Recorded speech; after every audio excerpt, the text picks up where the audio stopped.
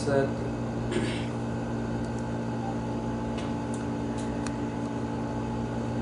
તો આજે આપણે ગુરુ પૂર્ણિમાનો જે ઉત્સવ છે, આ ઉત્સવ આપણે એક સરસ મજાના મંત્રથી કરીએ કે જેની પાછળની ભાવના એવી છે કે આપણા બધાનો વિકાસ થાય, ડેવલપમેન્ટ થાય. તો હું બોલું છું, તમારે બધાએ મારી જોડે જોડે બોલવાનું છે અને આ મંત્ર આપણે 3 વખત બોલી અને પછી આગળ વધીશું. ઓમ સહનાવતુ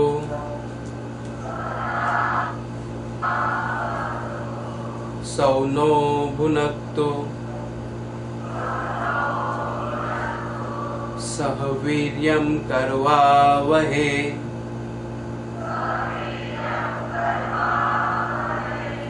તેજસ્વિના વદીતમસ્તુ મા વિદ્વિષાવહૈ. ઓમ ઓમ સહનાવવતુ સહનૌ ભુનક્તુ સહ વીર્યં કરવાવહે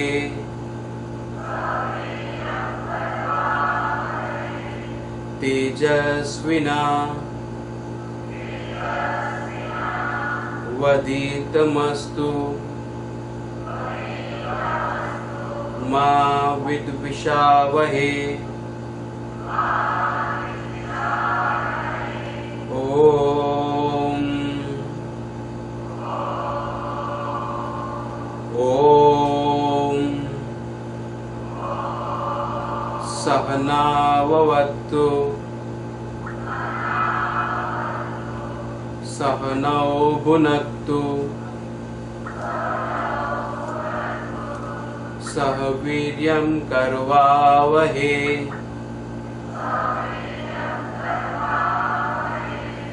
તેજસ્વિના વદીતમસ્તુ મા વિદ્વિષાવહે.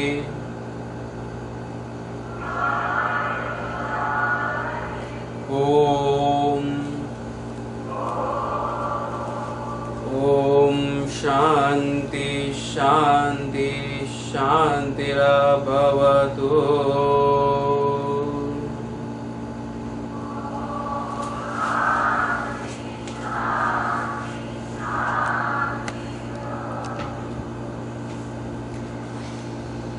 આપણે આજે મંત્ર બોલ્યા ને, આનો મૂળભૂત હેતુ જે છે,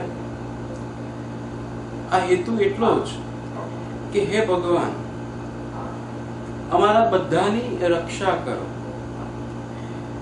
અમે જીવનનો ખરેખરો આનંદ લઈ શકીએ, સાથે રહીને રહી શકીએ, અમારા જીવનમાં એકબીજા ઉપર અમને વિશ્વાસ રહે અને કોઈ પણ જાતના વિખવાદ વગર અમારી સાધના, અમારી પ્રગતિ થાય અને સર્વને શાંતિનો અનુભવ થાય, એવો મૂળભૂત હેતુ છે.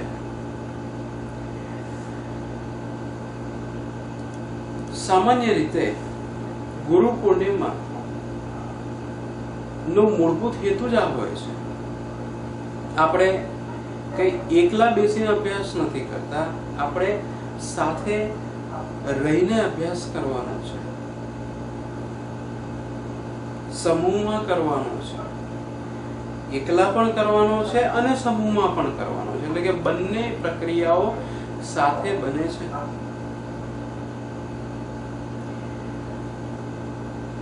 તો આવી શુભ ભાવના સાથે આપણે આજનો આ કાર્યક્રમ આગળ વધારીએ છીએ. આજનું જે વર્ષ છે 2014,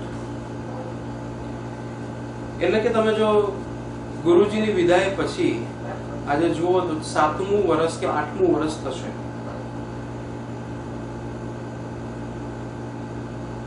અને આ 8 વર્ષ દરમિયાન આપણે સાધના ચાલુ રાખી છે, અભ્યાસ ચાલુ રાખ્યો છે, નિયમિતતાથી આપણે કરી રહ્યા છીએ અને એનો ગુરુજીને ખૂબ આનંદ છે. અને આ જ રીતે આપણો અભ્યાસ ચાલુ હોવો જોઈએ. ગમે ત્યાં હો, હું અહીંયા હોઉં, ત્યાં હોઉં, તમે ગમે ત્યાં હો, એનાથી કોઈ ફરક જ નથી પડતો. ફરક પડતો હોય તો એટલો જ છે કે તમે શું કરો છો, આપણે શું કરીએ છીએ, આપણો અભ્યાસ ચાલુ છે કે નહીં. આજના વાતની શરૂઆત હું એક નાના ઉદાહરણથી કરીશ. એક સરસ મજાનો પ્રસંગ હતો ઘરમાં. વ્યક્તિને લગ્ન પ્રસંગ માની લો ને, ચાલો, અથવા તો આપણે ગુરુ પૂર્ણિમાનો આપણો જ પ્રસંગ ગણી લો. આપણે ઉદાહરણ લેવા તો આપણા જ કેમ ન લઈએ. મહેરનો મુકેશભાઈએ બધી વ્યવસ્થા કરી છે ને, જે મુકેશભાઈ લાલુભાઈ બધા ભેગા થઈને જમવાનું કર્યું છે ને. હા,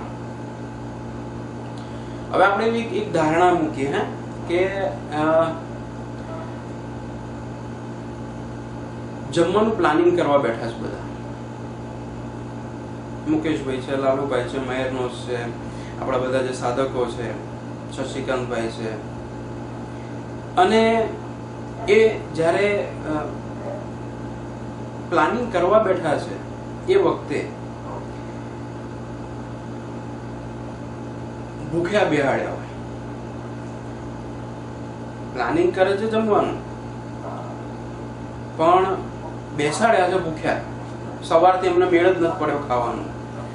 અને નક્કી કર્યું હતું કે ભાઈ 4 વાગે મીટિંગ છે તો આવું જ પડશે બધાય. અને બધા જ લોકો એકદમ ભૂખ્યા તરસ્યા, માંડ પાણી પીવાનો ટાઈમ મળ્યો છે અને આઈને 4 વાગે સીધા મીટિંગમાં જ બેઠા છે.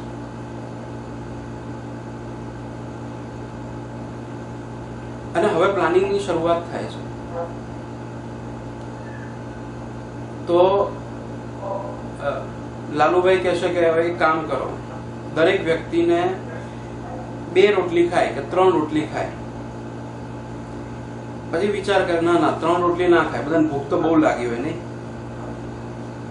એટલે પછી 3 ની જગ્યાએ 4 રોટલી થઈ જાય કે ચલો ભાઈ વ્યક્તિ દીઠ ગણો 4 કે 5 રોટલી. પછી ત્યાં તો મુકેશભાઈ બોલે કે 4 ને 5 રોટલી બરાબર છે, પણ દરેક વ્યક્તિ પેલા ભજીયા ખાવાના હોય તો એક ભજીયું કે 2 ભજીયું ના ખાય, ભૂખ તો બહુ લાગી હોય. આપણે એમને 5 જ ગણીએ અને એમ કરતા કરતા આખી ટીમ ભેગી થઈને પ્લાનિંગ કરે. અને પછી આ જે પ્લાનિંગ થયું હોય ને કેવું હોય ખબર છે? જોઈએ એના કરતા વધારે પ્લાનિંગ થઈ ગયું.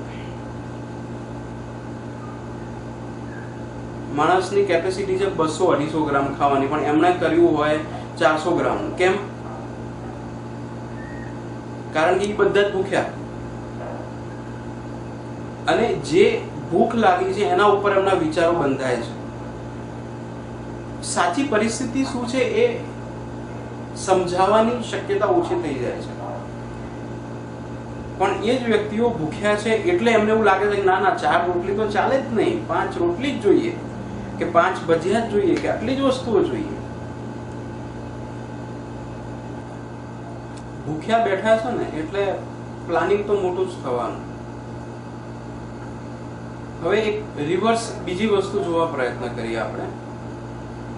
આ જ team, same to same team, એ ભૂખ્યા બેસવાની જગ્યાએ આપણે એમને બરાબર દાબીને ભોજન ખવડાય. 4 ભજીયા ખાઈ શકતા તો આપણે 5મું નાખીએ કે ના ભાઈ મહેરનો ખાવું જ પડે હે. અને એમ કરીને બધાને 5 ભજીયા રોટલી આમ હલીનો કેટલું ખવડાવીને આપણે હવે પ્લાનિંગ કરવા બેસાડીએ. અને પ્લાનિંગ કરવા બેઠા હોય અને પછી નક્કી કરે કે ભાઈ કેટલી રોટલી, માણસ કેટલી રોટલી ખાય, તો તરત જ મહેરનો કે ના દોઢ બે રોટલી તો બહુ થઈ ગઈ, ખવાય જ નહીં, જગ્યા જ ના હોય. પછી કે ભજીયા, તો કે ભજીયામાં ઓહો બે ભજીયા તો બહુ થઈ ગયા, એના કરતા વધારે માણસ કહી શકે નહીં. અને પછી શું થાય કે પ્લાનિંગ શોર્ટ થાય, એટલે કે જેટલું થવું જોઈએ એના કરતા ભોજનનું પ્લાનિંગ ઓછું થઈ જાય. આ એક નેચરલ અનુભવ તમારો મારો આપણા બધાનો કહી રહ્યો છું. હમણાં જ હું અહીંયા સ્વિમિંગ કરવા ગયો હતો ને, અહીંયા પાછળ અમારે સરસ મજાનું સ્વિમિંગ પુલ છે, અને સ્વિમિંગ કરવા ગયો હતો. કલાક સ્વિમિંગ કર્યું અને પછી ઘરે આવ્યો ને તો એટલી બધી ભૂખ લાગી હતી. શરીર આમ તરત જ કે મને ખવડાવો, મને ખાવાનું આપો. એટલે એ વખતે શરીર કઈ સાંભળવા તૈયાર જ ના હોય. તરત જ કે નહીં, મારે તો 4-5 રોટલી તો ચાલે જ નહીં, આપણે 8-10 બનાવી નાખો. અને પછી 3 માં તો પેટ ભરાઈ ગયું. પ્રશ્ન એ નથી કે શું પ્લાનિંગ કર્યું, આ પ્લાનિંગ નો તો કોઈ પ્રશ્ન જ નથી.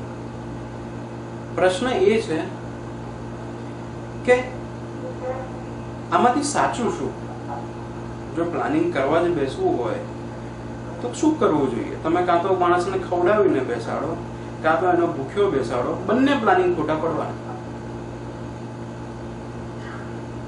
Not possible. અને બંનેમાંથી એક સ્થિતિ તો હોવાની જ ને ભાઈ. એટલે કે શરીર ઇન્ફોર્મેશન આપે છે, શરીર માહિતી આપે છે, અને આ માહિતી આપ્યા પછી તમારું મન ને એક્સેપ્ટ કરે છે. અને એક્સેપ્ટ કેવું કરે છે? એકદમ ફેક્ટ તરીકે, એકદમ હકીકત તરીકે. જો તમે જમ્યા હો, આપણે પોતાનું જ ઉદાહરણ લઈએ ને, કે તમે જો જમ્યા હો અને કોઈ તમને એમ કે ભાઈ આ તમને સરસ મજાનું ખાવાનું આપું, બીજું કંઈક સરસ મજાનું પેટ ભરાય એવું, તો તમારું શરીર સાંભળતાની સાથે જ રિએક્શન આપવા મળે છે કે ના ના ના અત્યારે કંઈ નહીં હો, અત્યારે મને નથી ભાવતું, મને નથી ગમતું. એ જ રીતે સામે બાજુ જો ભૂખ્યા હશો તો ગમે તે ખાઈ લેશે. પણ પ્રશ્ન એ છે કે તો પછી સાચું શું? શરીરે નક્કી કર્યું, શરીરની રિક્વાયરમેન્ટ ઊભી થઈ. આ શરીરની રિક્વાયરમેન્ટના લીધે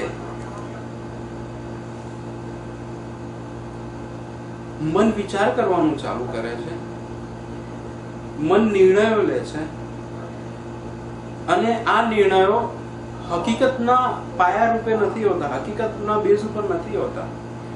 આ નિર્ણય એ હોય છે એ હંમેશા અને હંમેશા એટ ધેટ ટાઈમ, એ સમયે શું બન્યું અને શું અનુભવ થઈ રહ્યો છે એ પ્રમાણે નક્કી થાય છે.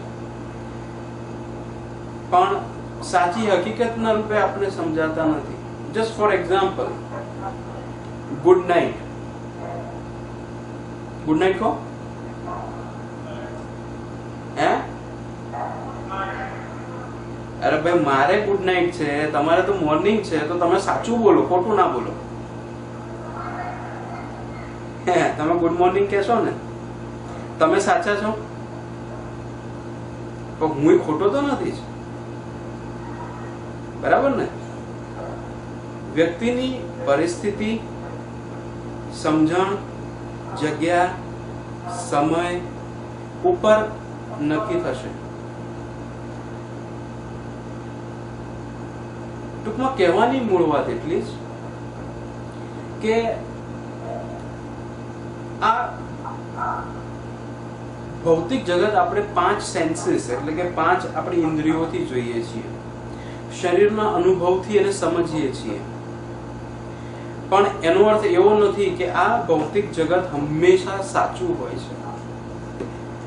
કારણ કે તમારી પાસે જે માહિતી આવે છે, તમારી સમજણ અને પરિસ્થિતિ અને સમય પ્રમાણે આપણે એનું ઇવેલ્યુએશન કરીએ છીએ અને એની ઉપર નિર્ણયો લેવાની શરૂઆત કરીએ છીએ. મને યાદ છે કે આ પ્રશ્ન મને બહુ મૂંઝવતો હતો. હું લગભગ હઈશ 9મા ધોરણની અંદર, 8મા કે 9મા 10મા ધોરણમાં માની લો આપણે.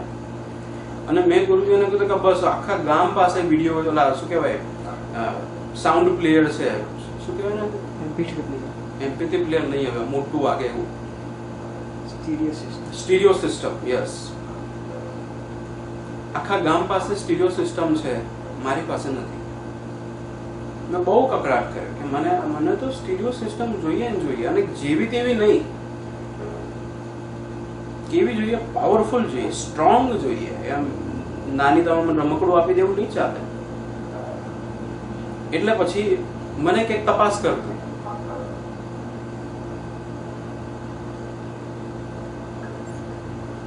કયું લેવું છે તારે, જા તું તારે જે તપાસ કર્યો એ કરતો આવ, તું મને કે આ લેવું છે એટલે હું તને લઈ આપીશ.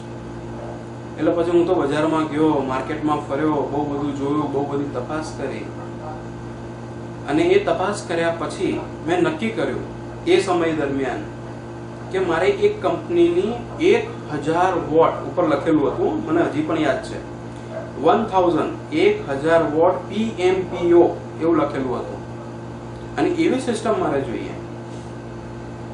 ગુરુજી કે ઓકે ચલો, અને તરત જ બીજા દિવસે મને લઈ આપી. હું તો ખુશ રાજીનો રેડ. અને મારા મનમાં તો કેટલાય વિચારો ચાલુ હતા કે હવે તો ઘરે જઈશ ને આ વગાડીશ ને ઓલું વગાડીશ ને તેમ કરીશ ને એમ કરીશ ને. કેમ? મારી પાસે 1000 વોટ 1000 વોટ PMPO એટલી બધી સ્ટ્રોંગ સિસ્ટમ છે, હું કેમ ના વગાડું? એટલે હું તો સરસ મજાનું ખરીદીને લાવ્યો ઘરે, ઘરમાં સિસ્ટમ મૂકી દીધી. અને જોશથી વગાડવાનું ચાલુ કર્યું મેં તો, ધમ ધમ ધમ ધમ ધમ. ત્યાં તો 2 દિવસમાં કમ્પ્લેન આવી કે ભાઈ ધીમું વગાડો. મારા પડોશીઓએ કમ્પ્લેન કરી કે ભાઈ આટલું જોશથી ના વાગે, આ તો ચાલે જ નહીં. અને એ તો શું યુવાન હોય એટલે કે આમ ધડામ સાંભળવાનું બહુ ગમે, નેચરલી બધાને ગમે. પણ કમ્પ્લેન આવી કે ભાઈ હવે ધીમું કરો. અને એ વખતે મારા મનમાં સખત વિરોધ થયો. શું વિરોધ થયો? ઓલા મને કે તમે જેટલું વગાડો છો ને એના કરતા ખાલી 25% જ વગાડવાનું, આના કરતા વધારે વગાડે નહીં, આ ઘર છે. વાત તો સાચી છે, પણ પછી મારા મનમાં વિરોધ થયો. શું વિરોધ થયો? મારે જો વગાડવાની હોય 250 વોટ PMPO, તો મેં લીધી હું કરવા 1000, તો પછી મારે 250 જ લેવી જોઈએ ને. હમણાં થોડા સમય પહેલા મને યાદ છે કે અહીંયા કેનેડાની અંદર એક ભાઈ પાસે બહુ મોંઘી ગાડી હતી, $90,000 ગાડી હતી. અને મેં એમને પૂછ્યું, મેં શું પૂછ્યું કે મને ગાડી, મને કે ચલો હું તમને ફરવા લઈ જાઉં. એટલે હું તો ગાડીમાં બેઠો અને ઝૂમ કરીને ગાડી ઉપડ્યો. $90,000 એટલે કે 45 લાખ 50 લાખની ગાડી થઈ, આપણે ઇન્ડિયન રૂપીમાં કન્વર્ટ કરીએ ને તો. અને એમણે તો ઝૂમ કરીને ગાડી ભગાડી, હાઈવે ઉપર લઈ ગયા. અહીંયાના હાઈવે કેવા બહુ ફાસ્ટ, બધી જ ગાડીઓ ઓછામાં ઓછી 100 ની ઝડપે તો જાય ને જાય જ. તમે ચલાવી જ ન શકો. તમે જો ધીમી ગાડી ચલાવી ને તો પોલીસ તમને એમ ટિકિટ આપી જાય કે ધીમી કેમ ચલાવો છો? આપણે કે સોરી નહીં, ટિકિટ મળશે. એટલે તમારે ફાસ્ટ તો ચલાવવી જ પડે. અને આ ભાઈની ગાડીની અંદર એની જે આટલી મોંઘી ગાડી હતી ને, આટલી મોંઘી ગાડીની અંદર એમણે એની જે મેક્સિમમ સ્પીડ હોય ને તો લખી હતી, મેક્સિમમ સ્પીડ મેં કાંટામાં જોયું, એની અંદર મેક્સિમમ સ્પીડ લખી હતી 350 km/h. એટલે જો આ ગાડી મારે ભગાવવી જ હોય તો હું 350 કિલોમીટરની ઝડપે ભગાવી શકું છું. એની ગાડીની તાકાત એટલી બધી છે. એટલે મેં ભાઈને પૂછ્યું, મેં કીધું ભાઈ 250 ઉપર કોઈ દિવસ ભગાવીશ? તો કે ના, 250 ઉપર નથી ભગાવી. મેં કીધું વધારે કેટલી ભગાવી તમે? તો કે લગભગ 150 ની આજુબાજુ, એનાથી વધારે હું ભગાવી શકું નહીં. એટલે 150 નું તમે ભગાવો, તમારી ગાડીની કેપેસિટી છે 350 કિલોમીટર પર અવરની, આટલી મોંઘી ગાડી લીધી છે અને તમે ખાલી 150 ઉપર ભગાવો એ કંઈ ચાલતું હશે? કેમ ના ભગાવી? પ્રશ્ન મારો શું હતો, કેમ ના ભગાવી? મને કે જુઓ 100 ને 100 120 ની વચ્ચે ગાડી ભાગે ને તો પોલીસને કઈ વાંધો હોય નહીં, પણ જો 120 થી ઉપર જાય તો હજી કદાચ ચાલી જાય, પણ જો 150 થી ઉપર ગઈ ને અને જો પોલીસે મને પકડી લીધો ને તો $5000 ભાડાનું એની ટિકિટ થાય, દંડ એટલો ભરવો પડે. $5000 એટલે ₹2.5 લાખ, એટલે કે ભગાઈ જ ન શકાય, શક્ય જ નથી. તો મેં એમને પૂછ્યું, મેં જો ગાડી 150 કિલોમીટર થી ઉપર ભાગી ન શકતી હોય તો 350 ની જરૂર શું? 350 કિલોમીટર પર અવર ગાડી ભાગતી હોય એની જરૂર શું છે? જ્યારે તમે ભગાડી જ નથી શકવાના, તમે ગમે તે ગાડી લો 120 130 ની આસપાસ જ ચલાવી શકવાના છો, તો આ કરવાનો ફાયદો શું છે? જેવો મને પ્રશ્ન થયો હતો ને કે ભાઈ ટેપ હું લીધું મેં 1000 વોટનું અને હું વગાડી શકું છું 200-250, તો એનો ફાયદો શું છે? This is what. આ મૂળભૂત રીતે જરૂરિયાત હોય કે ન હોય, તમારું શરીર અને તમારું મન તમારી પાસે જે માગે છે ને એ વખતે સમજ શક્તિ ખોરવી નાખે છે, સમજ શક્તિ પૂરી કરી નાખે છે. તમે વિચારી ન શકો.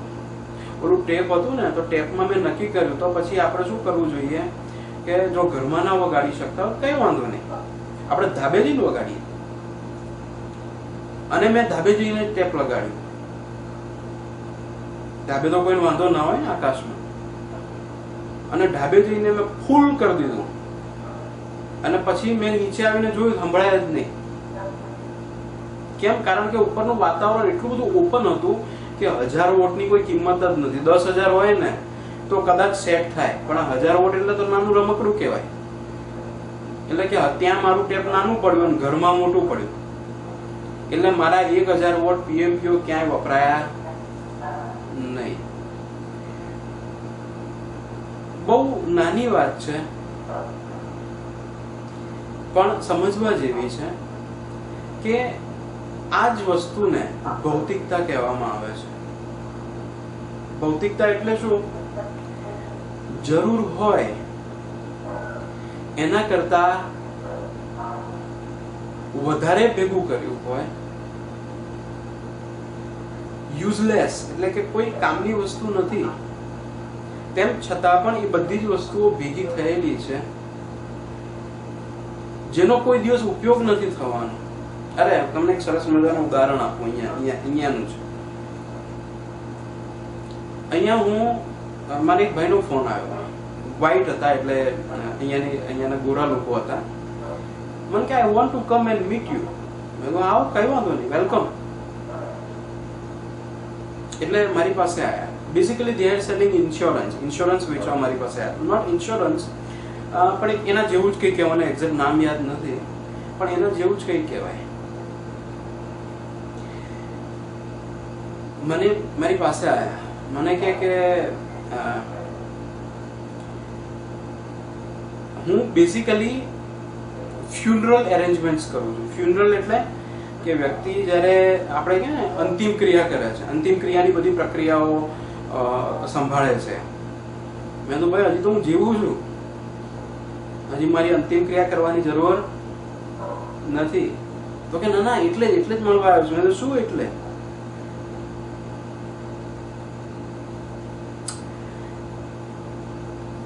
મને કે સી અહીંયા કેનેડામાં જો તમે મરી જાઓ તો અહીંયા મરવું બહુ મોંઘું છે. કેમ ખબર છે? અહીંયા માણસ મરે ને તો એની અંતિમ ક્રિયા, બધી પ્રક્રિયા જો તમે પ્લાનિંગ ના કર્યું હોય, સાંભળજો, પ્લાનિંગ કરવાની વાત છે. તમે પ્લાનિંગ ના કર્યું હોય તો ઓછામાં ઓછું પરેશભાઈ $7-10 હજાર ખરા.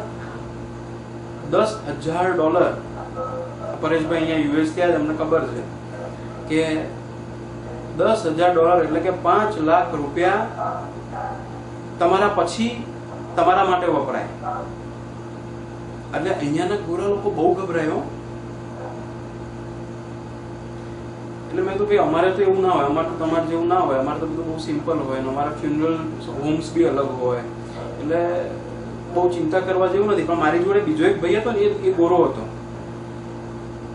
એ તો કે ના મને સમજાવો, શું સમજવાનું છે. એટલે પછી ઓલા એ ભાઈને બધો પ્લાન સમજાય. હું બાજુ બેઠો હતો શાંતિથી, હું સમજતો હતો કે શું કહેવા માંગે છે. તો ઓલા ભાઈને સમજાવ્યું કે જો તમે જો મરી જાઓ ને તો પછી તમારી પાછળ તમારી ફેમિલીએ ખર્ચો કરવો પડે, અને જો તમે પ્લાનિંગ કર્યું હોય ને તો આ જ ખર્ચો 5,000 કે 4,000 માં પતી જાય. પણ તમે કઈ પ્લાનિંગ જ ના કર્યું હોય, કઈ નક્કી જ ના કર્યું હોય તો પછી શું થાય કે એ વખતે અવઢવમાં આડેધડ, કેમ કે પ્રસંગ જ એવો હોય કે બધાએ ગમે તેવા નિર્ણય લઈ લે અને છેલ્લે ભોગવવાનું તો તમારી ફેમિલી જ ને, તમારી વાઈફે, તમારા બાળકોએ, તમારા કુટુંબે કે જેમણે પૈસા ચૂકવવા પડે. અને પછી તો જે અહીંયા ફ્યુનરલ મેનેજર હોય, તમે ફ્યુનરલ હોમમાં જઈને કહો ને કે આપણે જે સ્મશાનમાં મેનેજર હોય એને જઈને પણ ભાઈ અમારે એક ભાઈ આજ સવારે ગયા એટલે તરત જ લામ પાસે એકદમ ડિફાઇન સ્ટાન્ડર્ડ લિસ્ટ તૈયાર હોય કે આટલું આટલું આટલું આટલું આટલું આટલું જોઈએ, અને પછી એ બધું કરવાનું તમારે. એ બધું તમે કરો એટલે ઓછામાં ઓછો ખર્ચો 10,000 નો થાય, એ નક્કી જ હોય. અને એ વખતે પછી તમે કઈ બહુ આમ કંજુસાઈ ના રાખ્યો કે એવું બોલો કે ભાઈ કોફીને તમે $1,000 નું કહો 500 નું કરી આપો ને, એવું કઈ તમે રકઝક કરવા બેસવાના નથી. કારણ કે ફેમિલી પ્રસંગમાં છે અને તમે તો છો નહીં. એટલે હું તમને કહું છું, એટલે ઓલા ભાઈએ શું સમજાયું, હું એટલે તમને કહું છું કે આપણે અત્યારે પ્લાનિંગ કરી લઈએ. અત્યારે પ્લાનિંગ એટલે શું, તો કે ભાઈ તમારે શું કરવાનું, અત્યારથી આપણે એક કોન્ટ્રાક્ટ બનાવીએ. આ કોન્ટ્રાક્ટની અંદર લખવાનું કે ભાઈ તમે મળો ત્યારે તમારે તમારી કોફીન કેવું, કેટલા રૂપિયાનું રાખવાનું, એટલે કે ભાઈ $500. ચલો ઠીક છે, $500 લખી નાખ્યા. પછી કોફી ઉપરનું કપડું તો કે ભાઈ એ આટલું $20 કે $25. અને એમ કરતા કરતા કરતા આખું એનું પ્લાનિંગ બની જાય. પછી માની લો કે તમે બહુ પૈસાદાર છો તો તમે 5,000 ની જગ્યાએ 7,000 સુધી જઈ શકો, 8,000 સુધી જઈ શકો. અને એ પ્રમાણે તમારું આખું એનું પ્લાનિંગ કરવાનું. અને પછી એ પ્લાનિંગ કર્યા પછી ઓલો વ્યક્તિ ટોટલ જે એમાઉન્ટ ઊભી થાય ને એની ઉપર તમને મહિનાના હપ્તા બાંધી આપે કે દર મહિને તમારે ફ્યુનરલ એરેન્જમેન્ટ્સ માટે મંથલી $10 ભરવાના કે મંથલી $20 ભરવાના. અને એમાં પછી સ્કીમો કે તમે જો એક્સિડન્ટમાં મરી ગયા તો ફ્રી, તો પછી કઈ ભરવાનું નહીં. અને 3-4 અલગ અલગ સ્કીમો બતાવી અને 2 જણા ભેગા થઈને પ્લાનિંગ કર્યું. ઓલા કોન્ટ્રાક્ટ ઉપર સહી કરી. આપણે તો અચંબોમાં જ પડી ગયા કે આ ગજબ કહેવાય. અને પછી મેં ઓલાને કીધું કે ત્યાં કર્યા પછી તને શાંતિ છે, તો કે હવે થોડું શાંતિ લાગે કે હવે શાંતિથી મરાશે. એ વાત બરાબર, જે પ્લાનિંગ તે કરી લીધું ને એટલે હવે વાંધા જેવો નથી. ટૂંકમાં કહેવાની વાત એટલી જ કે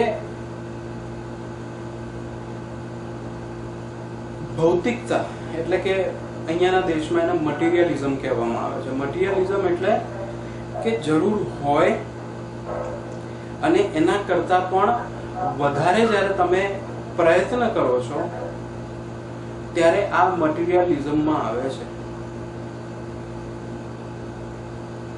મને યાદ છે એક વખત ગુરુજી પાસે એક ભાઈ આવ્યા અને ગુરુજી પાસે આવીને એમણે શું વાત કરી કે ભાઈ મારો છોકરો, ભાઈ પોતે બહુ અમીરો, બહુ પૈસાવાળા, અને એમણે ગુરુજી પાસે આવીને વાત કરી કે મારો છોકરો મારી વાત નથી માનતો અને આડેધડ પૈસા વાપરે રાખે છે. હું અહીંયા કેટલી મહેનત કરું તમને ખબર છે? સવારે ઓફિસ જાઉં, ઓફિસમાં કામ કરું, બપોરે કામ કરું, સાંજે કામ કરું, રાતે જમીએ નો હરખો, અને આટલી મહેનત કરી અને હું પૈસા કમાઉં છું. અને સામે બાજુ મારો જે છોકરો છે આ છોકરો આડે ધડ વાપરે છે, મારું કઈ સાંભળતો જ નથી, હું એને ના પાડી નથી શકતો. ત્યારે ગુરુજી એમને બહુ સરસ મજાનો જવાબ આપ્યો. ગુરુજીએ શું જવાબ આપ્યો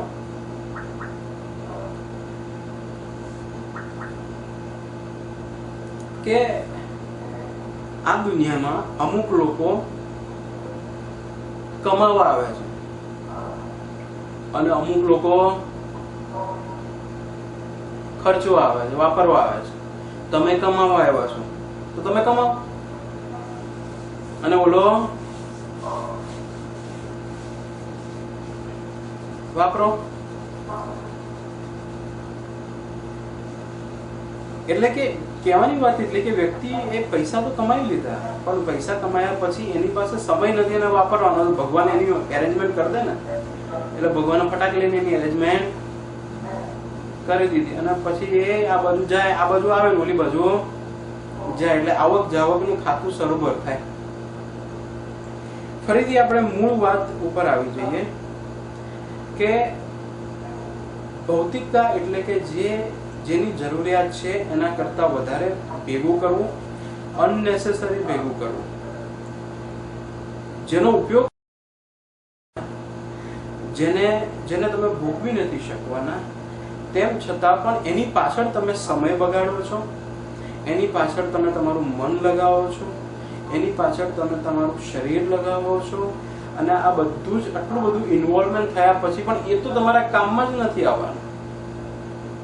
મને યાદ છે હમણાં આપણે થોડા સમય પહેલા કદાચ જાન્યુઆરી કે ફેબ્રુઆરીમાં ઓલો ઉત્તર પ્રદેશમાં કે બીજા કોઈ એવા ગામમાં ઓલા કોઈ સાધુએ કીધું હતું કે અહીંયા તો ખજાનો છે, ખોલો. કયું ગામ?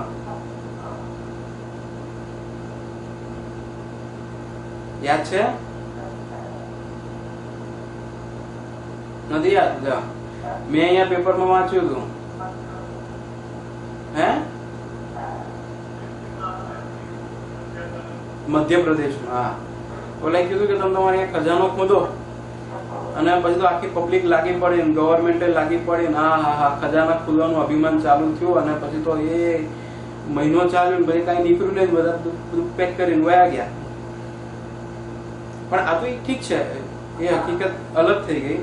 પણ તેમ છતાં પણ તમે જુઓ તો પહેલાના જમાનામાં લોકો, બેંક તો હતી નહીં, લોકર તો હતા નહીં, કરવું એટલે પછી ઘરમાં જ ખાડો ખોદે અને એમાં જ ઓલા સોના મહાર મૂકેલું ઓલું જે આખો મોટો ગુંબજ હોય ને એ જવા દે અંદર, અને પછી નિશાની કરે કે ભાઈ આપણે આજે મૂક્યું છે ને ટેબલ એની નીચે છે સોના મહેર.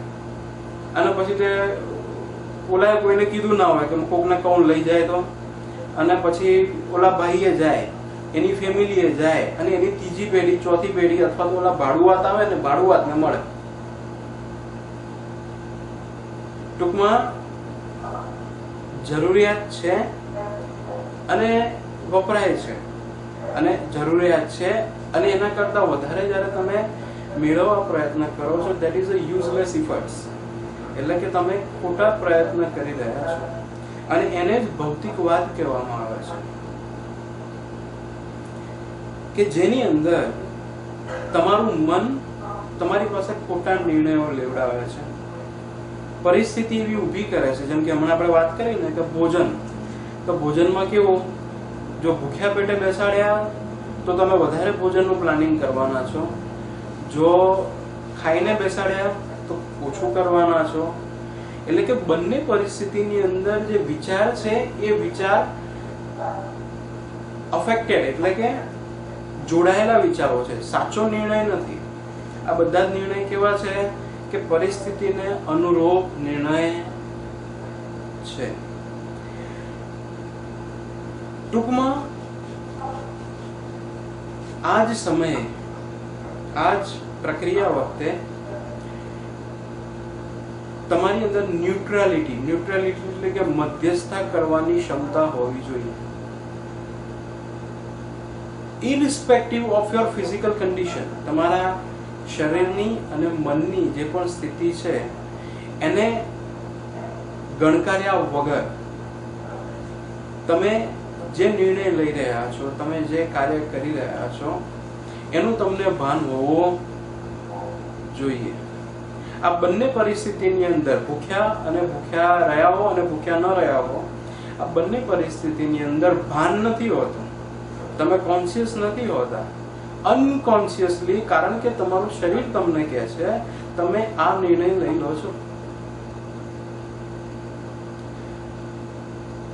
અને આ એક પરિસ્થિતિ વિશે મેં તમને વાત કરી, અને આવી તો જીવનમાં ઘણી બધી પરિસ્થિતિ હશે કે જે ભૌતિકવાદથી પ્રેરાયેલી છે. તમારે કરવું હોય કે ન કરવું હોય, પણ વાતાવરણ તમને ફોર્સ કરે છે. મેં આપણા 2 દિવસ પહેલા ગુજરાત સમાચારમાં ઇન્ટરનેટ ઉપર વાંચ્યું હતું કે એક ભાઈએ પોતાની દીકરીના લગ્ન સરસ થાય અને સમાજમાં લોકોએ વાહ વાહ કરે. શું કરે? વાહ. આટલું ખાલી તમે બધા ચલો મારી માટે કરો વાહ. હું પૂછતો ને સમાજ વાહ કરે ને, એની માટે ઓલાએ ખેડૂતે પોતાનું ખેતર, પોતાની જમીન, મિલકત, મકાન બધું ગીરવે મૂકી અને એની છોકરીને પ્લેનમાં બેસાડેલા, હેલિકોપ્ટરમાં એના લગ્ન કરાયા. તમે વાંચ્યું હશે પેપરમાં, વાંચ્યું છે કે નહીં? નથી વાંચ્યું? અચ્છા, મેં તો ભાઈ કેનેડામાં ખબર નહીં આ લોકો ગુજરાતી બધું ઊંધું લખતા હોય રામ જાણે, પણ મેં વાંચ્યું હતું કે ઓલાએ દેવું કરી, આટલું બધું મોટું દેવું કરી કે જે દેવું ભરતા એને બીજા 10 વર્ષ લાગશે. આ દેવું કરી અને એને પોતાની છોકરીના લગ્ન હેલિકોપ્ટરમાં કરાયા. કે હેલિકોપ્ટરમાં બેસી અને સાસરે મોકલી. ભાડાનું હેલિકોપ્ટર ભાડે લીધું, એની 2-5 લાખ રૂપિયા થઈ ગયા છે. અને એ રીતે ભાડે મોકલી અને પછી કર્યું. હવે ઓલો વ્યક્તિ 10 વર્ષ સુધી પીચાશે અને મહેનત કરશે અને એની પાછળ લાગી પડશે અને માંડ એમાંથી છૂટશે. શેની માટે? વાહ. ગામમાં બધા શું કહે? વાહ. બસ એને કે ભાઈ તું બધું ન કર્યો, તમે એમને અમને કીધું તો અમે અત્યારે 500 માણસ બેહીને તને કહેત વાહ. એમાં કે બહુ વાંધા જેવું હતું નહીં. પણ આ ભૌતિકવાદથી પ્રેરાયેલું આખી પ્રક્રિયા છે. અને હકીકતમાં જોવા જાવ ને તો એમાં આપણો દોષ નથી. આપણો દોષ એટલે નથી કારણ કે શરીરનું કામ કરે, મનનું કામ કરે, એ બે ભેગાથી નિર્ણય લઈ લે. અને નિર્ણય લીધા પછી આપણને ખબર પડે કે ભાઈ આ તો આવું થઈ ગયું, હવે કઈ થઈ શકે નહીં. પણ નિર્ણય લેતી વખતે આપણી પોતાની હાજરી હોતી નથી. એટલે કે આ વાત થઈ ભૌતિકવાદ વિશેની. આજના જમાના પ્રમાણે તમે ભારતની વાત કરો, કેનેડાની વાત કરો કે દુનિયાના કોઈ પણ દેશની વાત કરો, આપણે બધાએ આ ભૌતિકવાદને પકડી લીધો છે. આપણી જરૂરિયાત હોય કે ન હોય, પણ જરૂરિયાત કરતા વધારે આપણે મેળવવા પ્રયત્ન કરીએ છીએ. અને આ મેળવવાની વાત પણ કેવી છે કે મેળવ્યા પછી પણ તમે એનો ઉપયોગ તો કરવાના જ નથી, મૂકી જ રાખવાના છો. તેમ છતાં પણ હોવું જોઈએ. બસ આ એક લાગણી, આ એક ભૌતિકવાદની મોટી લાગણી જોડે આપણે કામ કરી રહ્યા છીએ. એક ભાઈએ એના બહુ પૈસાદાર માણસ હતો અને આ ભાઈએ એક ચેરિટી ઓર્ગેનાઇઝેશન એને મળવા ગયા અને એક્સપ્લેન કર્યું કે જો અમે લોકો છે ને આટલી વસ્તુઓ કરીએ છીએ, અમારા કાર્યો આવા છે, તો can you give us charity? શું તમે અમને ચેરિટી આપશો? એટલે ઓલા ભાઈએ આમ 2 મિનિટ વિચાર કર્યો. પછી એમણે એક્સપ્લેન કર્યું, બોલવાની શરૂઆત કરી. શું શરૂઆત કરી? કે મારી ઉપર ઘણા બધા બર્ડન્સ છે. ફર્સ્ટ, મારી વાઈફ છે ને આ મારી વાઈફ અહીંયા એક સ્ટોર છે એમાં નોકરી કરવા જાય છે. હું ભલે એટલો પૈસાદાર છું, મારી વાઈફ અહીંયા સ્ટોરમાં નોકરી કરવા જાય છે.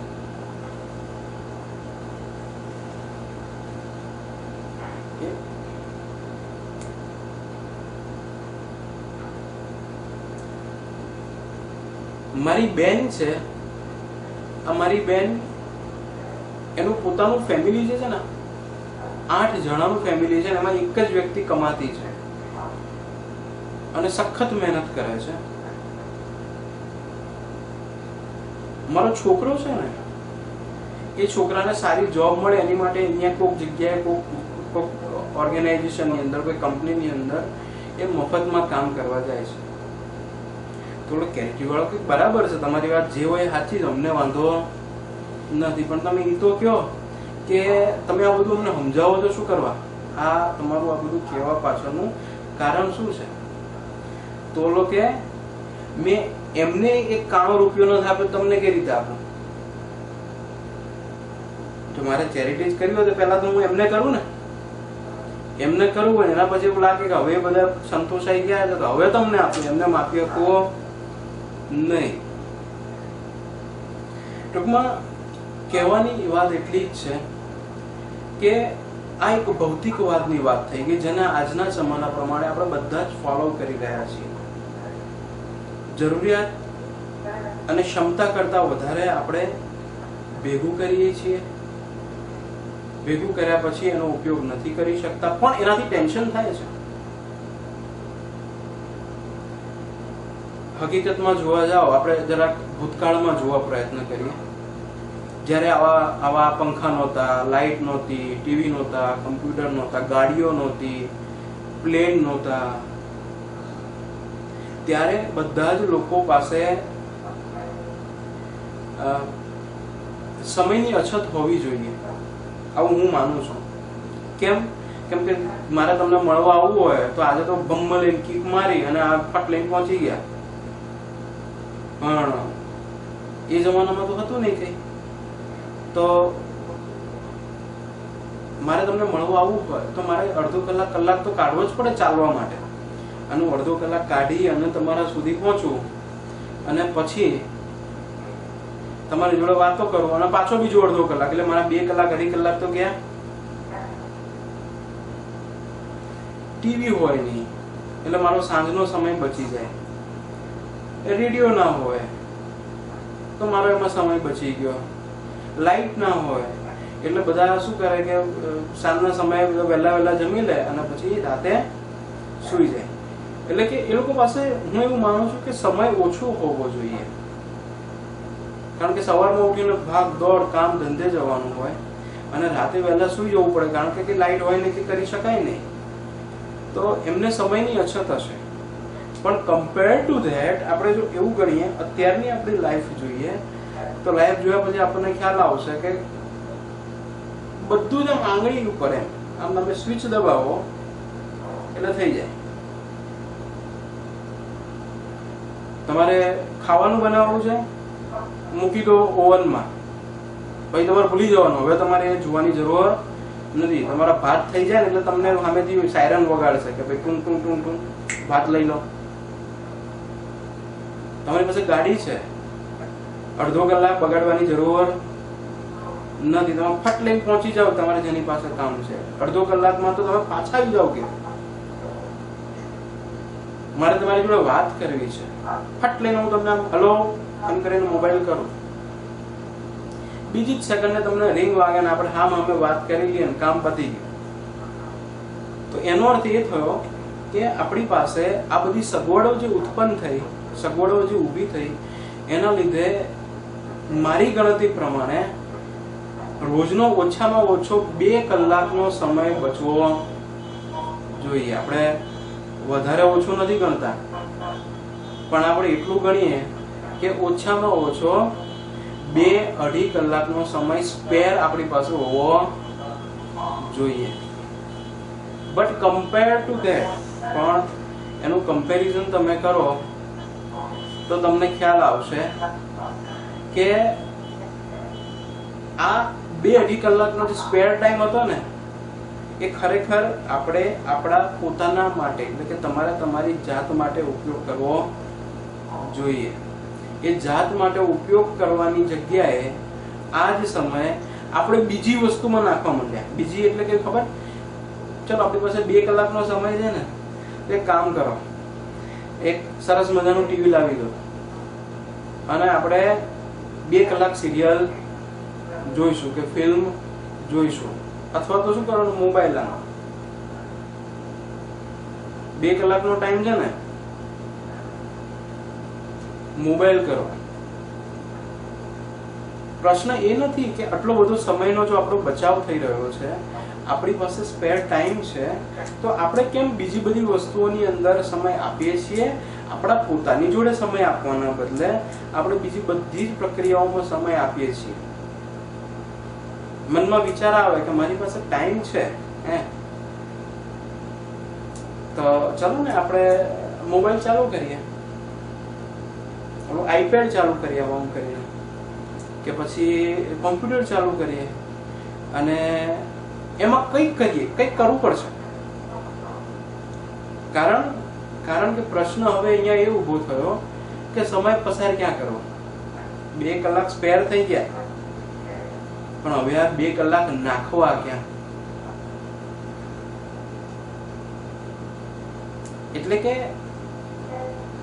આ 2 કલાક નાખવા માટે પછી નવી ફરીથી બીજી ભૌતિક વસ્તુઓનો ઉપયોગ કરવાની શરૂઆત કરી, કે જે સમય ખરેખર કુદરતે, મારી દ્રષ્ટિએ આ બી મારો દ્રષ્ટિકોણ છે, જે સમય ખરેખર કુદરતે તમને આટલી બધી સગવડો ઊભી કરી આપી, ટીવી, મોબાઈલ, કાર, આટલી બધી સરસ મજાની સગવડ આપી જેનાથી તમારો સમય બચે છે, તો કુદરત એવું વિચારે કે ભાઈ આ સરસ, ચલો હવે આ બધા ભેગા થઈ અને ધ્યાન કરશે.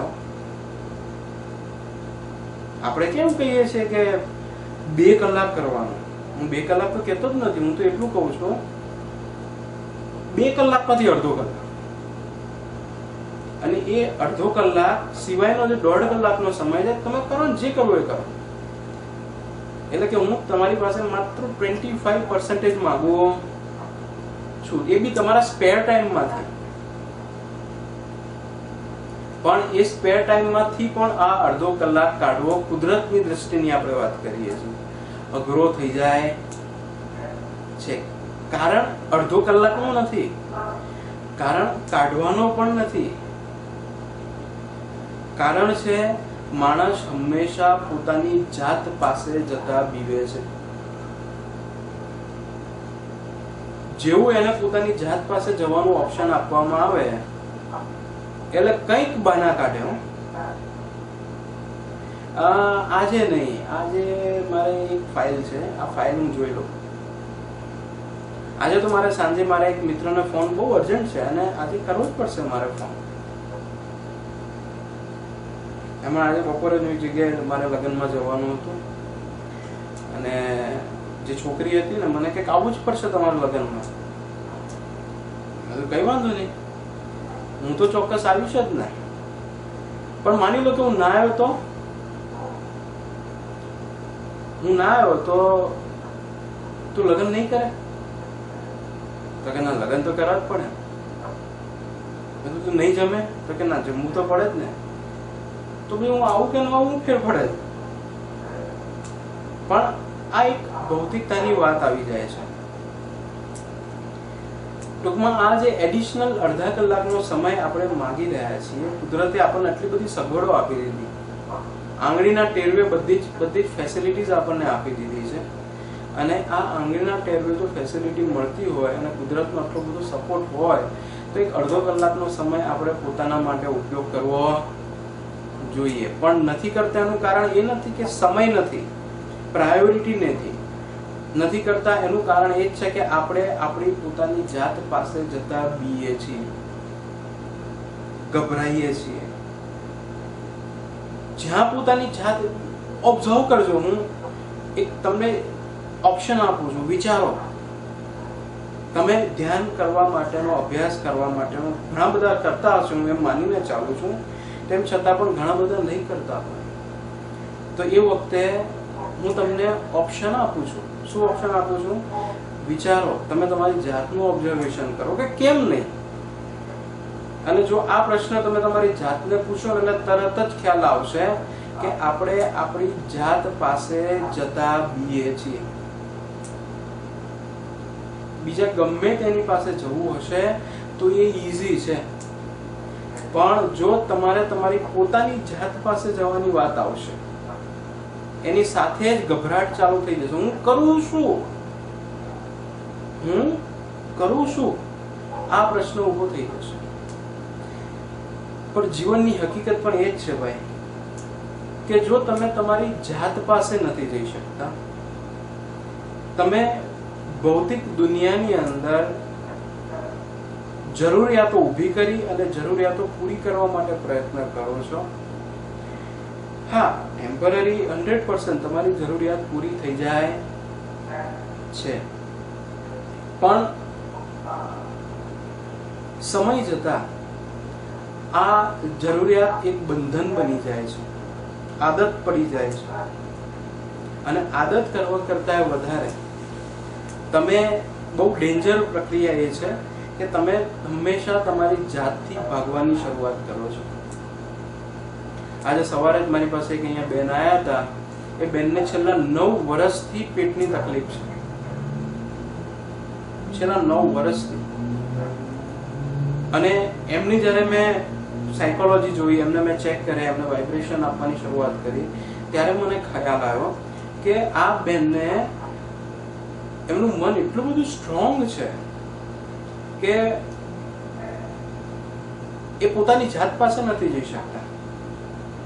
મેં એમને કીધું કે તમે પહેલી વખત જયારે મારી પાસે આવ્યા હતા ને ત્યારે મેં એમને કીધું તમે ધ્યાનમાં બેસો. એટલે મને કે કેટલો સમય ધ્યાનમાં બેસવાનું? મેં કીધું ભાઈ ઓછામાં ઓછું 20 મિનિટ તો બેવું જ પડે ને ભાઈ, આટલું હકીકત આપણે જોઈએ જ. તો કે મારથી 2 મિનિટ 5 મિનિટ કરતા વધારે ના બેહાય. મેં તો બરાબર છે ભાઈ, તમે કહો છો કે 2 મિનિટ 5 મિનિટ કરતા બેસાય નહીં, એ વાત સાચી, પણ કેમ તમે નહીં બેસો હું સ્વીકાર કરું છું, પણ તમે કેમ નહીં બેસો? તો મને કે મને ગભરામણ થવા લાગશે. મને ગભરામણ થાય છે. શેની ગભરામણ થાય છે તમને? આ દુનિયામાં સેફમાં સેફ, આ દુનિયામાં ખરેખર કોઈ વ્યક્તિ હોય કે જે તમારા ભલા માટે વિચારતું હોય તો એ તમે પોતે છો. અને તમે પોતે પોતાની જાત પાસે જતા ગભરાવો છો.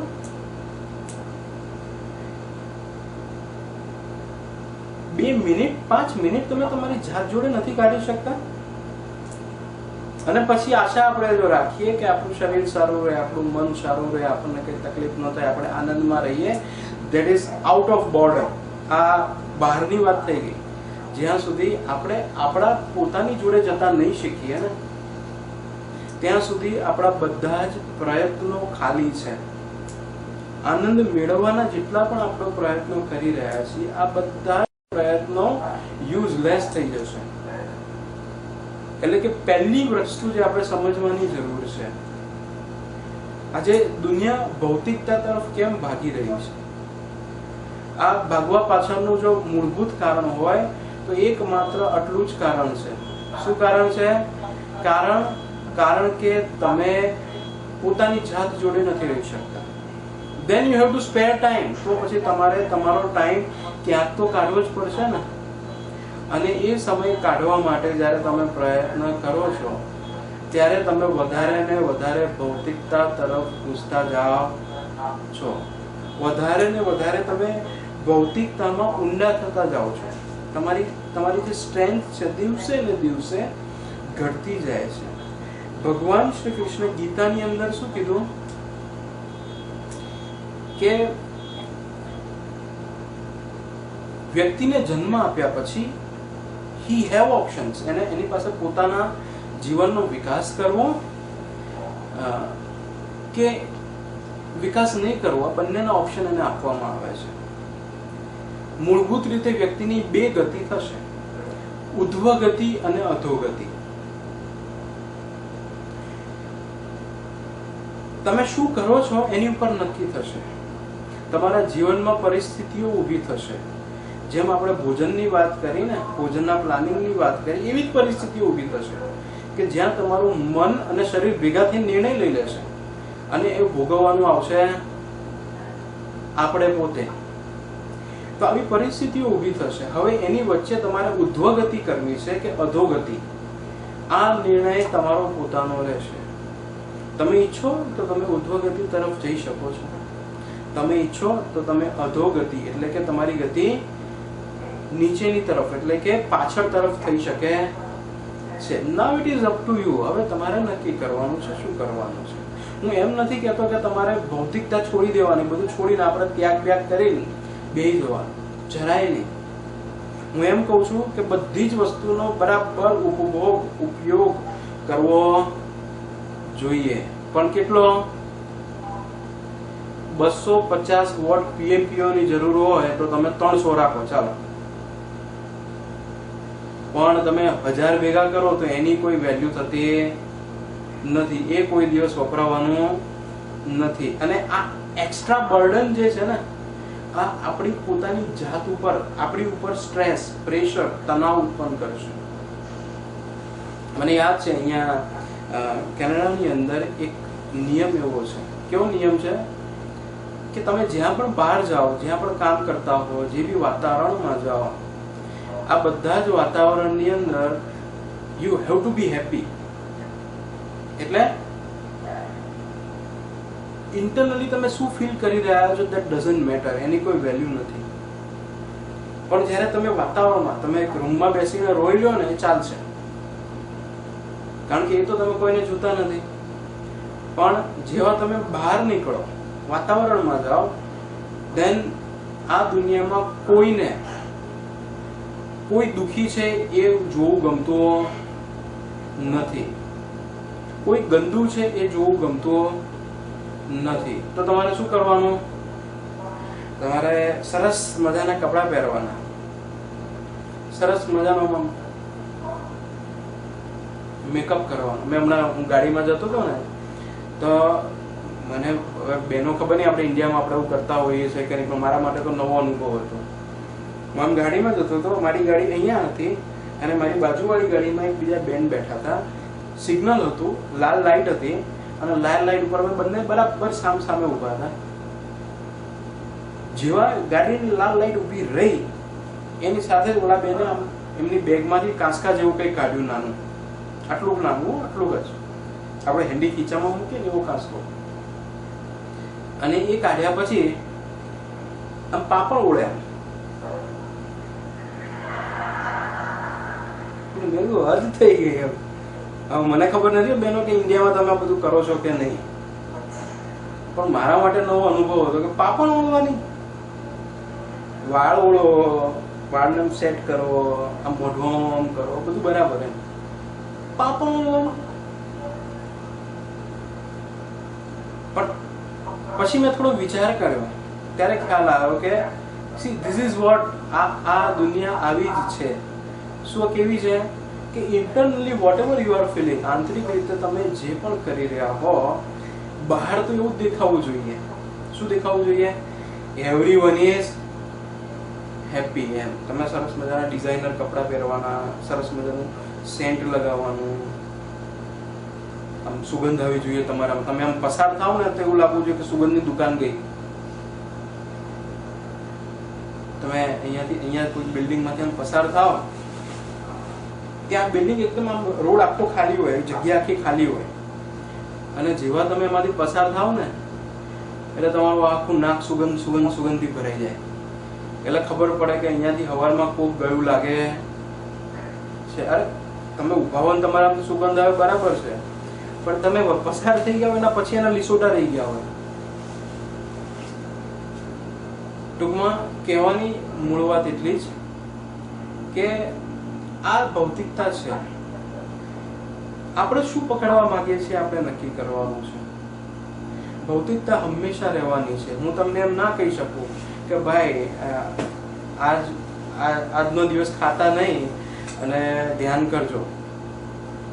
This is wrong thing. આ ખોટી વસ્તુ છે, કારણ કે તમારું શરીર રિએક્શન આપવાનું છે, અને આ રિએક્શન જ્યારે શરીર આપશે ત્યારે જો તમે શરીરની જરૂરિયાત ન સંતોષો તો ધેટ ઇઝ રોંગ. આ ભૌતિકતા નથી, આ જરૂરિયાત છે. પણ જરૂરિયાત ન હોવા છતાં પણ જ્યારે તમે કંઈક મેળવવા માટે કંઈક ખેંચવા પ્રયત્ન કરો છો અને એના લીધે બીજી બધી જ વસ્તુઓ સેક્રિફાઈસ કરો છો, ધેટ ઇઝ રોંગ. તમે નક્કી કર્યું હોય કે રોજ સાંજે જઈને ધ્યાન કરવું અને સાંજે તમે આજે પણ તમે નક્કી કર્યું છે કે સાંજના જઈને ધ્યાન કરશો, ઘરમાં જેવો પગ મૂકો છો ત્યાં સુધી નક્કી કરેલું છે. હું પરિસ્થિતિની વાત કરું છું. ઘરમાં જે તમે પગ મૂકો છો ત્યાં સુધી તમારા મગજમાં ચાલી રહ્યું છે હમણાં જઈશ, જઈને બેગ મૂકીને ફટાફટ રૂમમાં જઈશ અને ધ્યાન કરવા બેસી જઈશ. અને તમે ફટ લઈને દરવાજો ખોલીને આ વિચાર સાથે ઘરની અંદર એન્ટ્રી કરી. જેવા આ વિચાર સાથે તમે ઘરની અંદર એન્ટ્રી કરીને ત્યાં તો વાઈફ ભજીયા તળે છે અને ફટ લઈને એની જે સુગંધ હતી નાકમાં ગઈ, ધ્યાન કાલે કરીશ. ભજીયા ગયા એટલે હજુ ગયા નથી ભાઈ, માત્ર ભજીયાની સુગંધ ગઈ અને સુગંધ ગયાની સાથે જ મૂકો ન પડતું ભાઈ. હવે આ ભજીયા ક્યાં આપણે રોજ ખાઈએ છીએ? કોક વાર ભજીયા હોય એમાં ખાવામાં વાંધો શું છે કાલે? ધેટ મીન્સ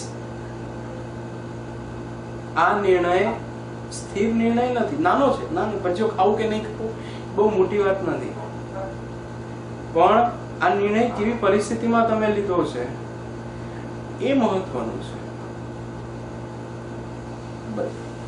એટલે કે ટૂંકમાં કહેવાની વાત એટલી કે સીધી વાત છે કે આજે આ દુનિયા ભૌતિકતા પાછળ જાય છે, તો આ ભૌતિકતા પાછળ જવાનું મૂળભૂત કારણ એટલું જ છે કે આ વિઝિબલ છે, આંખ સામે છે, તમે જોઈ શકો છો, અનુભવી શકો છો. અને એ અનુભવ તમે જે કરી રહ્યા છો અને એને તમે સીધા અને સિમ્પલ ફોલો કરો છો. સીધો અને સિમ્પલ નિયમ, દિખતા હે વો બિકતા હે. ભગવાન જો આમે બેઠા હોય તો પછી આપણે ભગવાનને પકડવાનો પ્રયત્ન કરીએ, પણ ભગવાન તો મૂર્તિમાં છે, મૂર્તિમાં કોઈ દી આપણી જોડે વાત તો કરતા નથી અને ભગવાન છે કે નહીં એ ખબર નથી. હવે એમાં કહું એના કરતા ભજીયા નો ખાય? સીધી વાત છે ને. કારણ કે જો દિખતા હે વો બિકતા હે. પણ આ તો 5 સેન્સીસ આપણું શરીરનું રિએક્શન છે અને આ હંમેશા રહેવાનું છે. પણ એની સામે જ્યારે તમારા વિચારો ઉત્પન્ન થાય છે ત્યારે તમે કોન્શિયસ, બસ એક જ વસ્તુ નાની સરખી વાત સમજવા જેવી છે કે જે પણ આપણે નિર્ણય લઈએ છીએ દરમિયાન આપણે કોન્શિયસ હોઈએ ને, પછી એ નિર્ણય શું છે એની ચિંતા કરવાની જરૂર નથી. But you will be happy. તમે ખુશ રહી શકવાના છો બીકોઝ યુ આર કોન્શિયસ. તમે જેટલા કોન્શિયસ હશો, જેટલા જાગૃત હશો, એટલો તમારી અંદર આનંદનો ઉભરો આવવાનો છે. જેટલા તમે અજાગ્રત હશો એટલું જ તમારી અંદર અજ્ઞાનતા વધવાની છે, ટેન્શન વધવાનું છે, પ્રેશર વધવાનું છે. આ બધી જ ઘટનાઓ બનવાની શક્યતા છે.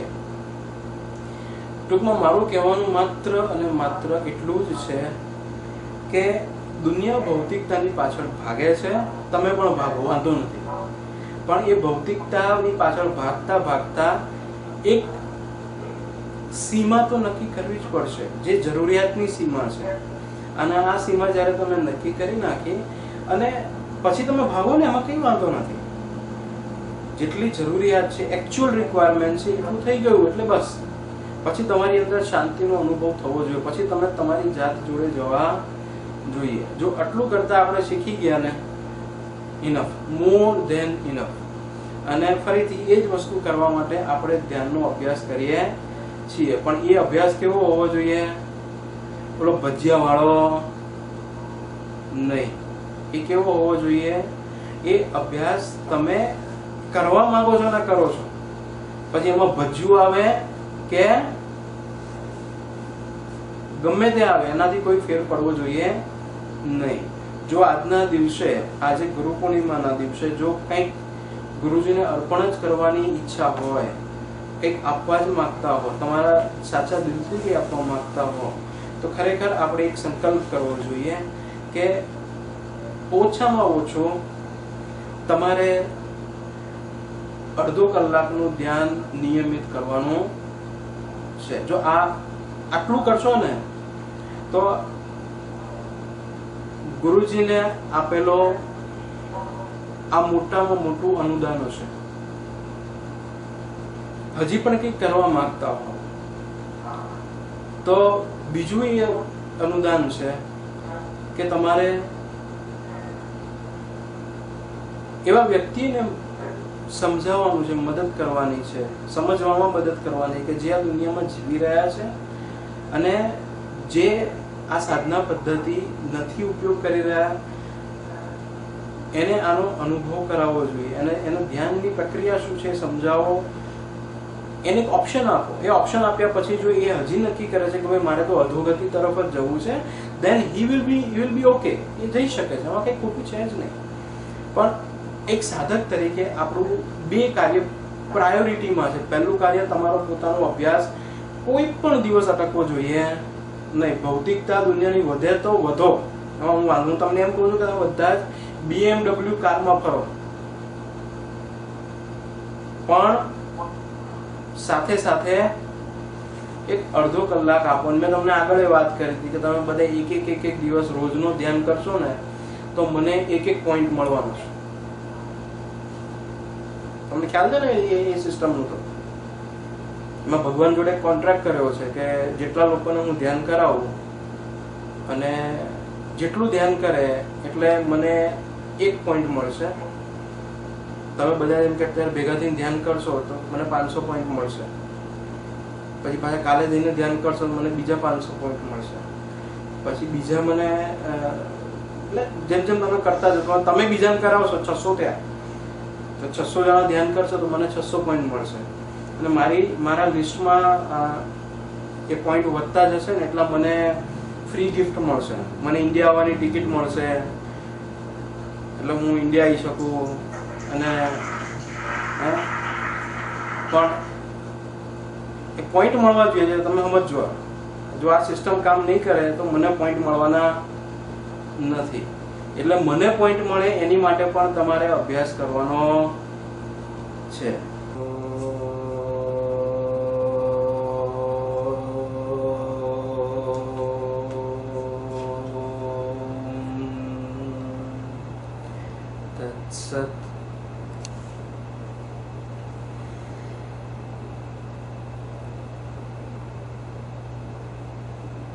તો અત્યારે આપણે હવે ધ્યાનની શરૂઆત કરીશું.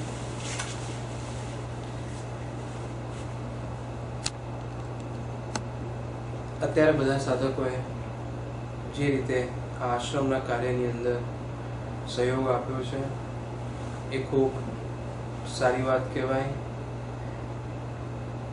પણ આની સાથે સાથે મારે તમે પર્સનલી મને ઇન્ડિયાવાળો મારો જે નંબર છે એ પર તમે ચોક્કસ તમારી ડિટેલ મને વોટ્સએપ ઉપર મોકલી શકો, મેસેજ કરી શકો. મારે હવે બને એટલું વહેલું એક વખત રસોડાનું કામ પૂરું થાય એની સાથે જ આપણે ત્યાં ભોજન વ્યવસ્થા શરૂ કરવી છે. ભોજન વ્યવસ્થા આપણા માણસો માટે, ભોજન વ્યવસ્થા આવતા જતા લોકો માટે, અને એના પછી ભોજન વ્યવસ્થા એવા લોકો માટે કે જે લોકો ને આજુબાજુના જગ્યાએ, આજુબાજુના ગામની અંદર ગરીબ લોકો છે, રહે છે અને એ લોકોને બરાબર પૂરું પૌષ્ટિક ભોજન નથી મળતું.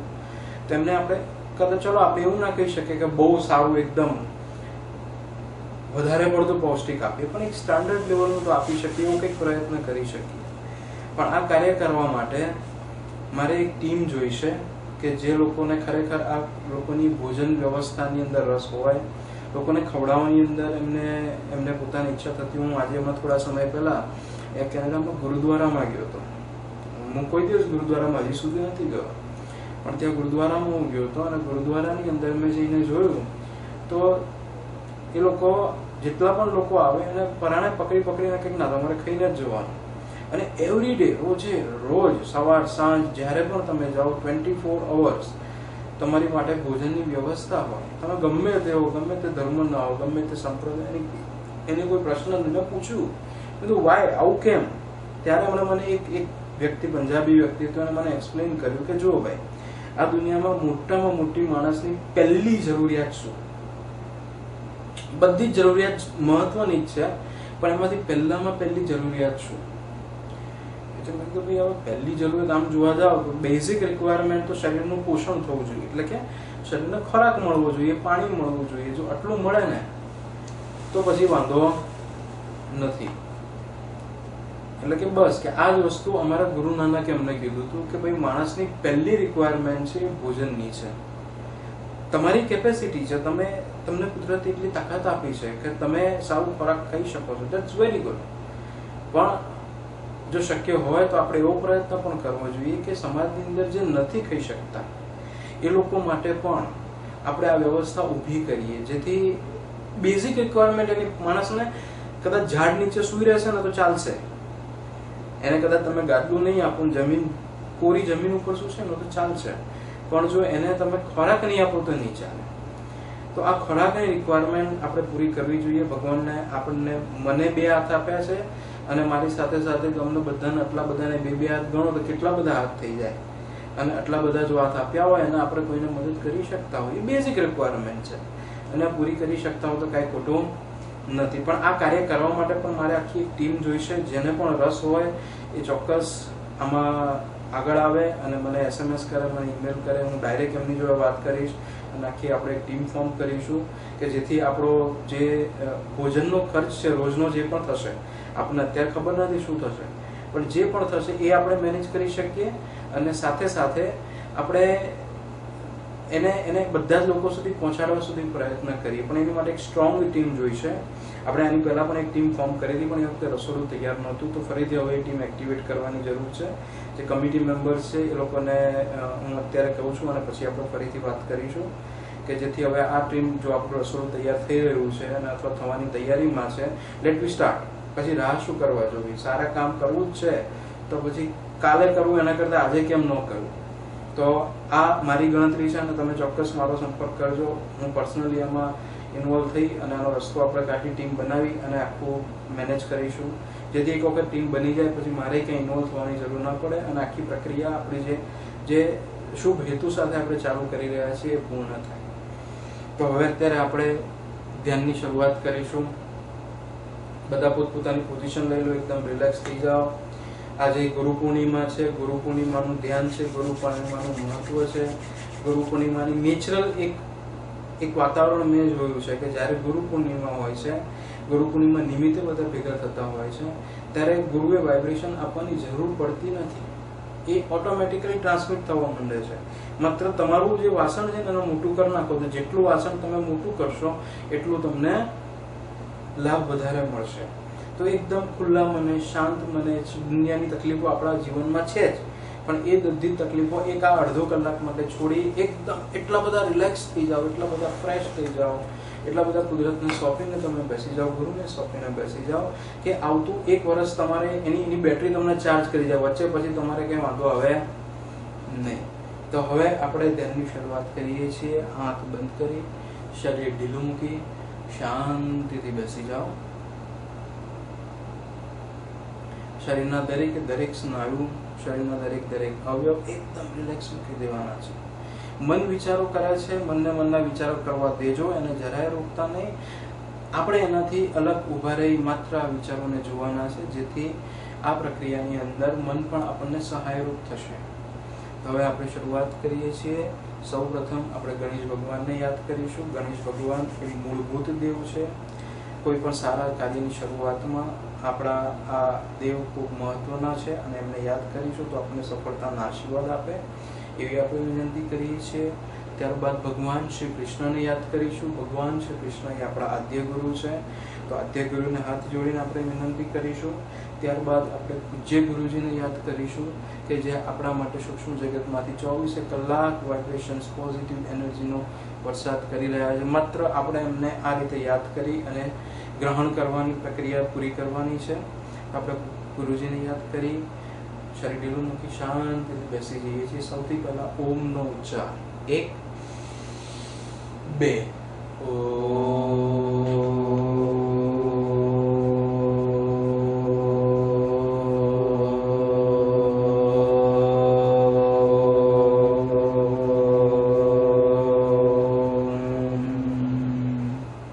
એક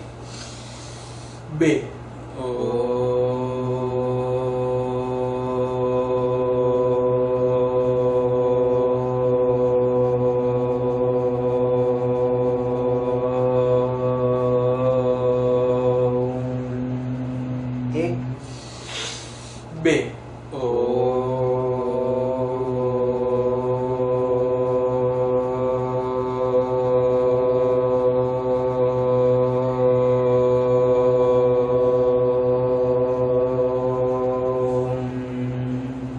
એક બે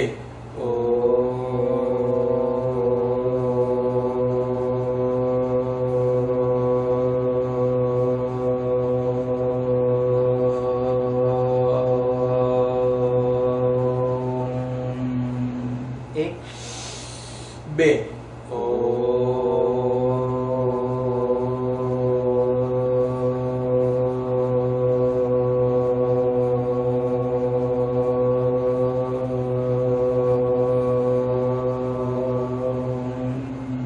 બે એક બે એક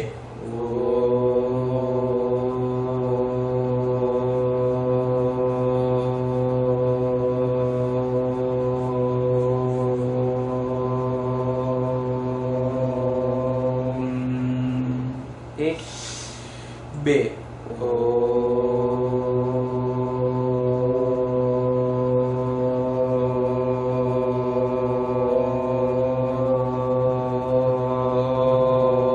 એક બે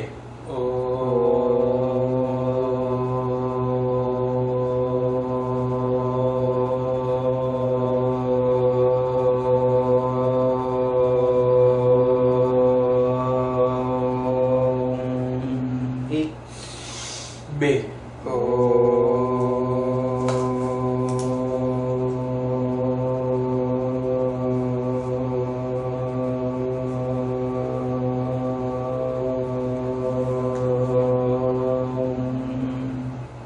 એક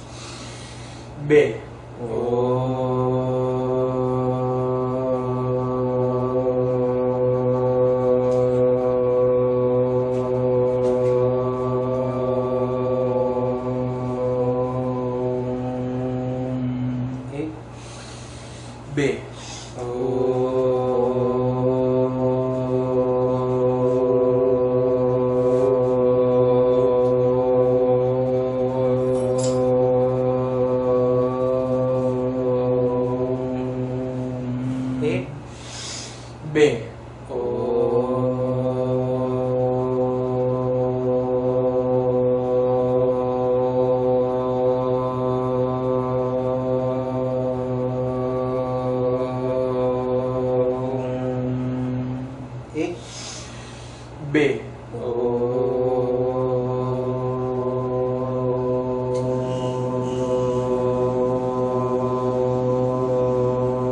બે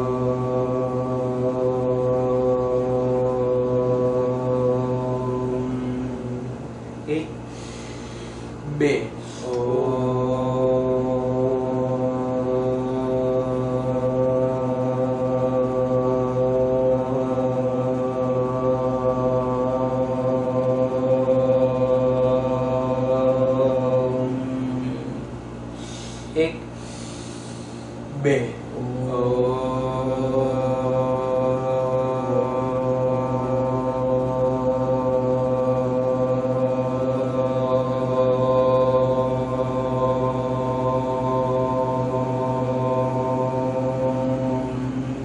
એક બે